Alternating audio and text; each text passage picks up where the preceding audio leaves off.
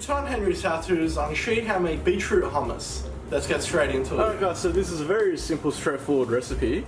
We're going to start with 1 can of chickpeas. I have drained these. And I've also reserved 1 tablespoon of them. We're going to garnish with that. And to this I'm going to add 1 can of baby beetroot.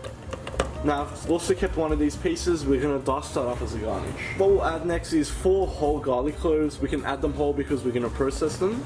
Now to this I'm going to add 1 teaspoon of ground cumin, 1 teaspoon of ground coriander, half a teaspoon of black pepper, 1 teaspoon of salt, 2 tablespoons of lemon juice, about 3 tablespoons of tahini. Now that's sesame paste. Now if you do have a sesame allergy, you can go without. And finally about 3 tablespoons of olive oil. Okay, and that's all there is to it. So we'll put the lid on and we just want to process that until it's nice and smooth.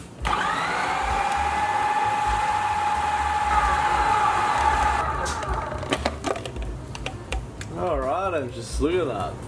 So let's go ahead and serve. So we'll just smooth it out into a plate. And you just want to try and create a well in the middle just like that. So spread it out along the sides. But make sure you're keeping a circular shape. Just like that. Guys, we'll add some of our chickpeas that we saved from before. And we'll sprinkle in some of our beetroot that we saved. So I've just diced this up. And next I'm just going to sprinkle some chopped coriander on top. Now a lot of people don't like coriander, so if you want you can use parsley. Or you can omit it at all if you want, but the colour looks nice, doesn't it?